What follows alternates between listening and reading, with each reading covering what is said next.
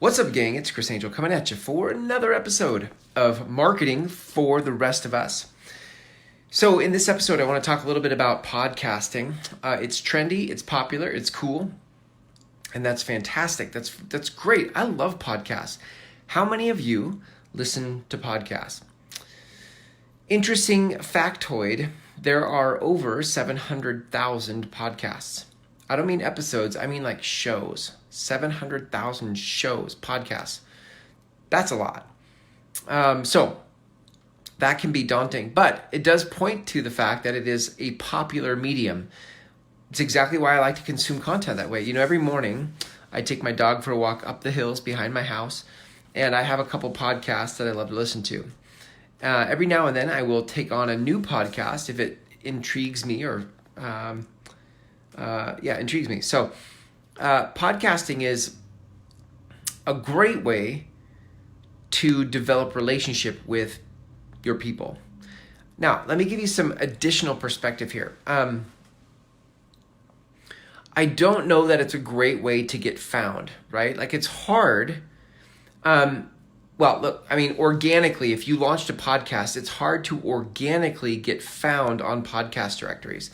So what happens is, right, so you don't just launch a podcast and then all of a sudden you get hundreds of thousands of downloads because people organically found you on iTunes or Spotify or whatever.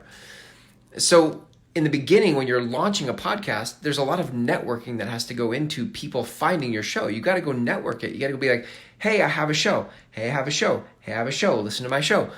And you're networking your show so that you can get downloads, so that people can find you. You have to tell people that you have a show. Okay, so that's number one. Also, though, if you thought about podcasting less from the perspective of, I hope I find a bunch of new people, and you thought about it from the place of, I could use a podcast to nurture my people, podcasting is amazing. So if you already have a list of people, if you already have a network of people, if you already have past clients, podcasting becomes an amazing way to nurture and grow that relationship. You can lead people at scale. You could lead people at scale because if they continue to listen to you over time and you keep teaching your distinctions through your show, in essence, what you're doing is leading people into their goals, their life, their ambitions, their expansion through your show, right? It's exactly why I listen to the podcast I listen to. I listen to Seth Godin's podcast called Akimbo, and he is virtually leading me into new paradigms of marketing. I listen to Rob Bell, who leads me into new paradigms spiritually. I listen to Story Brand podcast, which leads me into additional perspectives on story. So I am following those people, and I follow them through their podcast. So let's now get into some logistics, because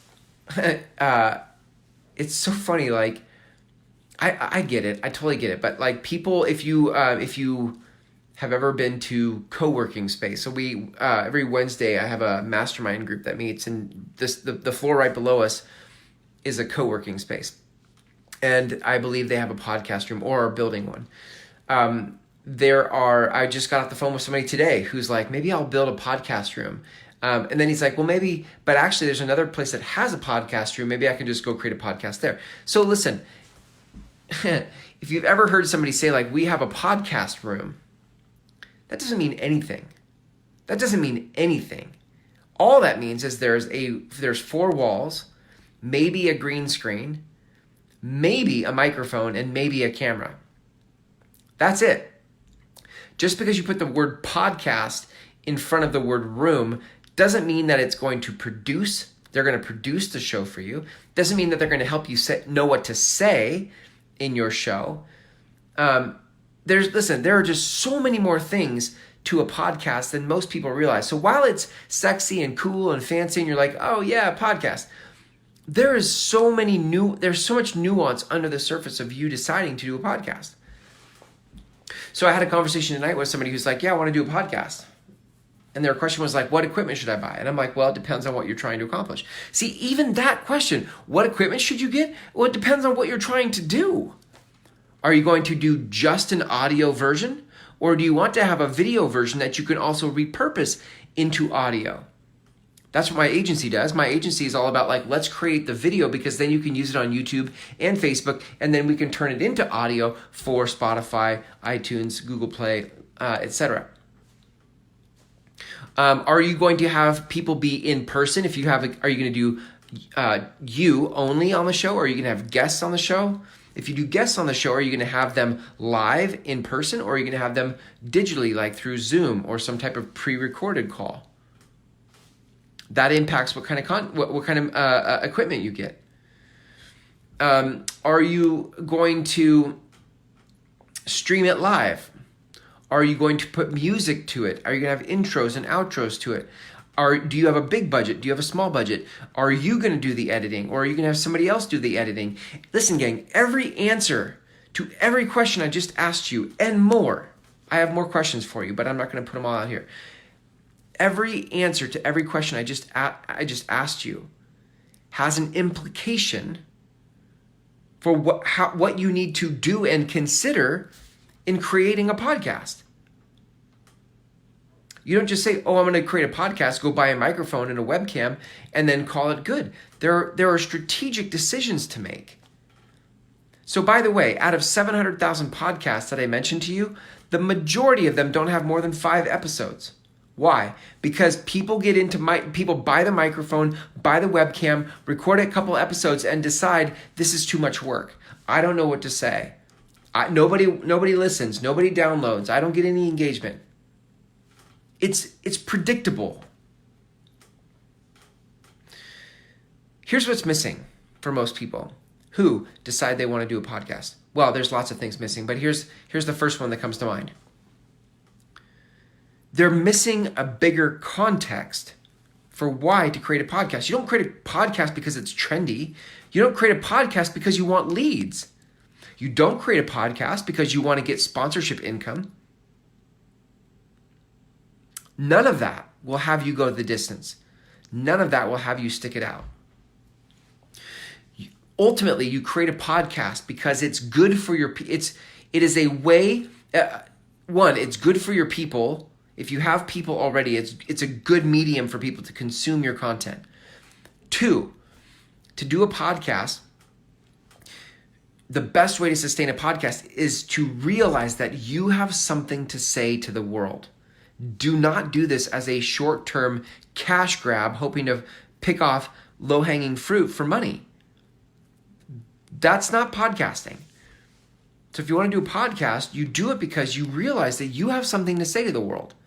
And you could continue to say it whether nobody listens or everybody listens. It doesn't matter how many people listen. You have something to say. That's it. You have something to say. You are a messenger.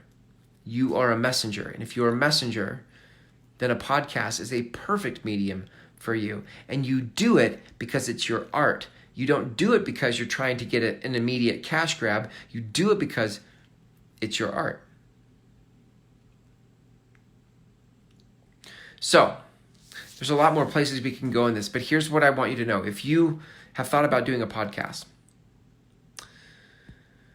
I want you to dig deep and soul search for why do you want to do it. And if your answer is because you have something to say and you're a messenger, regardless of how many people listen, then I say, green light, you should do a podcast.